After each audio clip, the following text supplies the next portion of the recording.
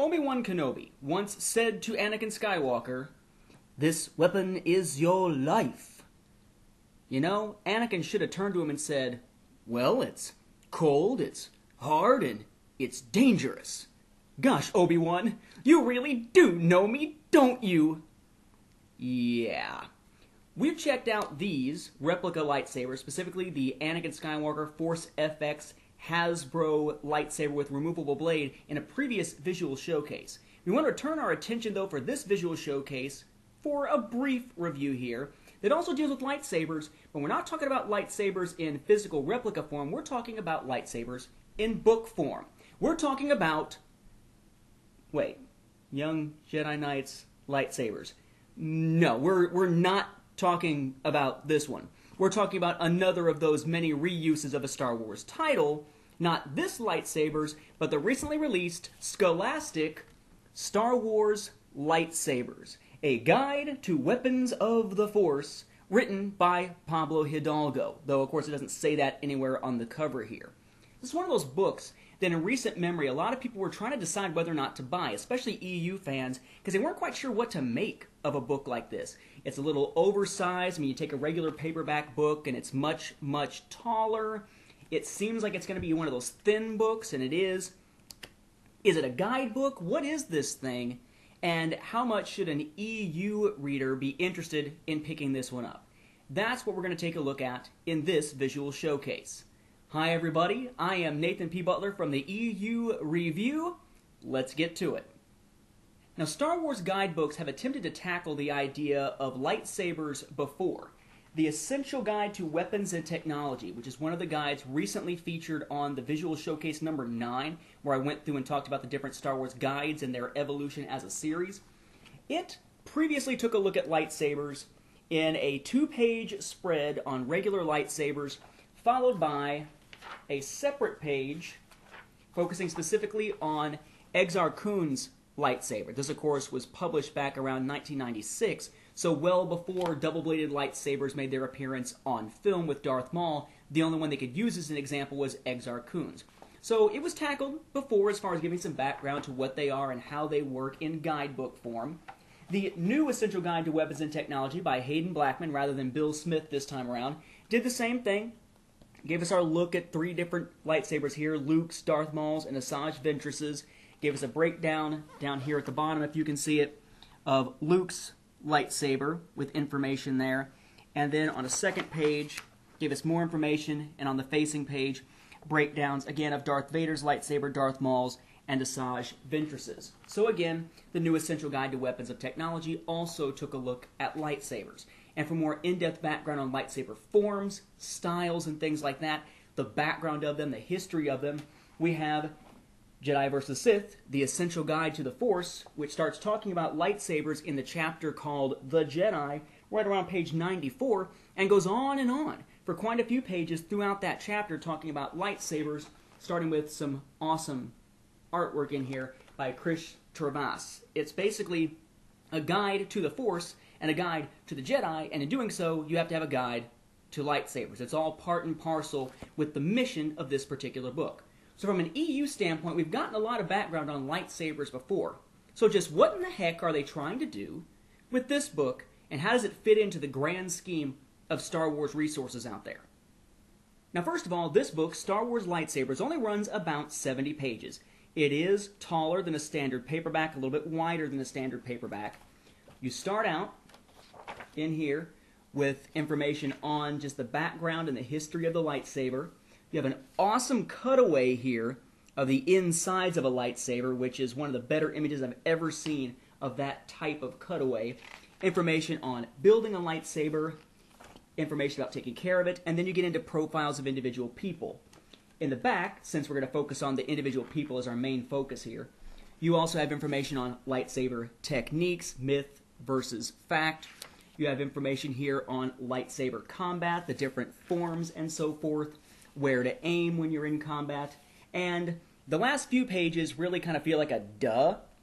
It's a focus on notable lightsaber duels. So basically, every time you see a main lightsaber duel in the films, including where we see Qui-Gon battling Darth Maul for a few seconds on Tatooine, those get included in there as a special featured duel. Not exactly the most amazing features in that sense so far, because all that information is stuff we've seen plenty of times before. It's much more like that information was compiled and brought into this guide than it was anything created specifically for this guide, except for some of the images that go with it. And those, again, kind of few and far between, like that awesome lightsaber cutaway. Most of the book, though, is a guide to lightsabers themselves. So, for instance, you have Qui-Gon Jinn, and it shows his lightsaber here. Then you have the next page, it's Yoda with his lightsaber. Then Darth Maul. We'll come back to Darth Maul in a moment. Notice his lightsaber is not on this side. We have Mace Windu with his, and so forth. Anakin Skywalker, the one that he had that got destroyed on Geonosis, that looks a lot like his mainstream one in most respects here. We keep going and going. General Grievous, Aayla Secura. But you notice here that of all these characters and all these lightsabers that you're seeing as I flip through this, these are not lightsabers from the expanded universe.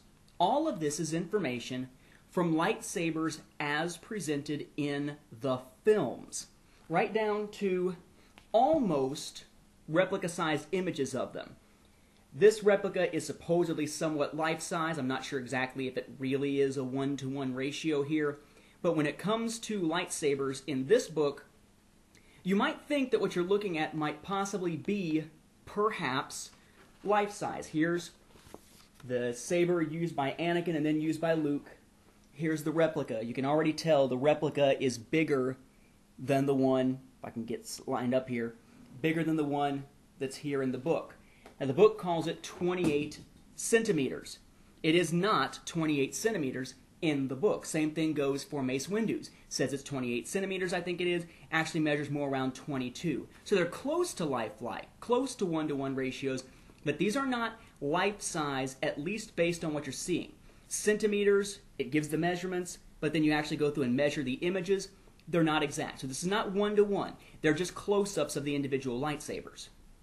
So what information does it give us for the individual lightsabers? Well, let's take Count Dooku's here as an example. It tells us the hilt length. It shows us an image of it.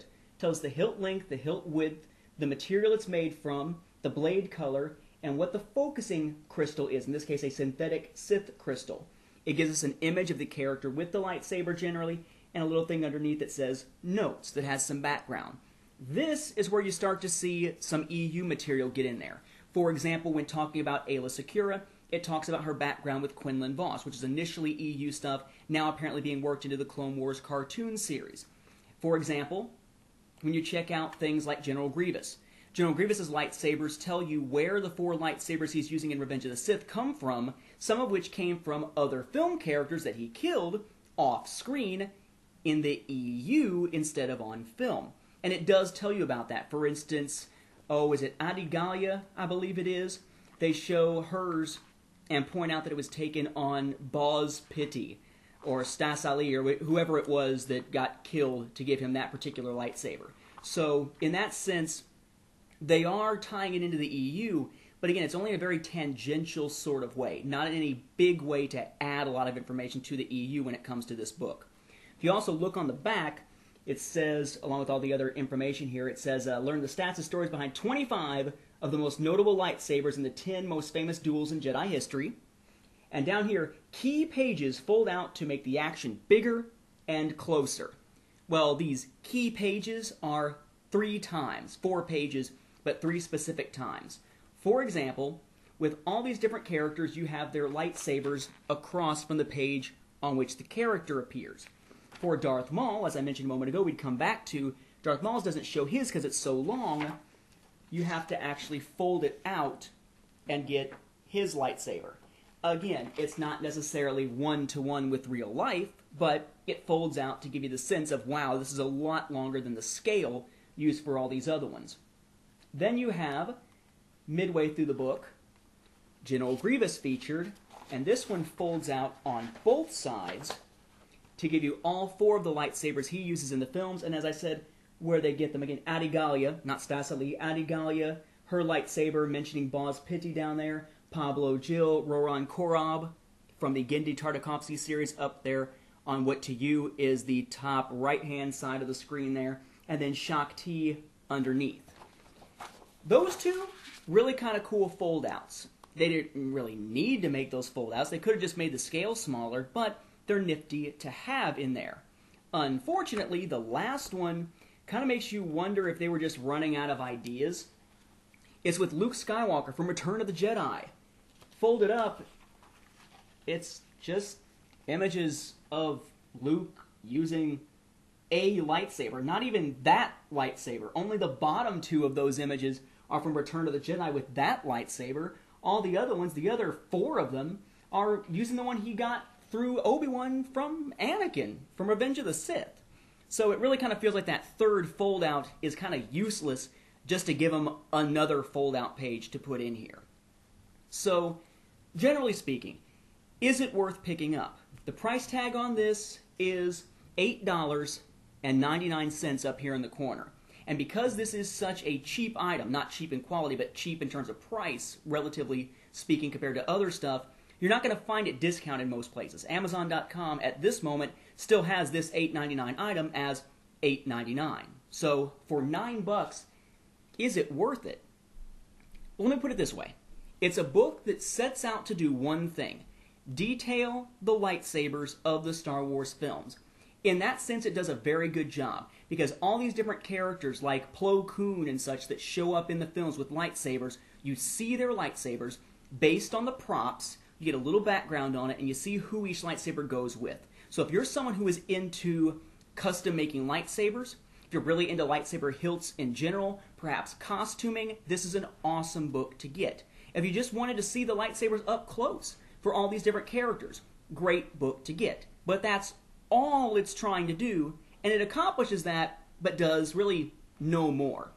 There is nothing in here from, say, the Clone Wars cartoon series. You won't get to see what Ahsoka's lightsaber looks like, for example. There is nothing in here from the EU, beyond little side mentions. There are no EU-only characters with their EU lightsabers. Basically, if there wasn't a lightsaber prop for them to use to create this image here, they didn't do anything with the lightsabers whatsoever.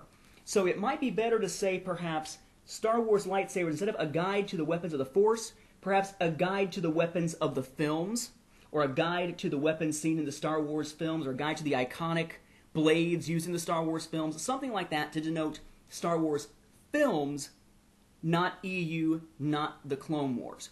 Given the fact that most places where you can order this, you're only going to see the cover, I find that a little bit distressing.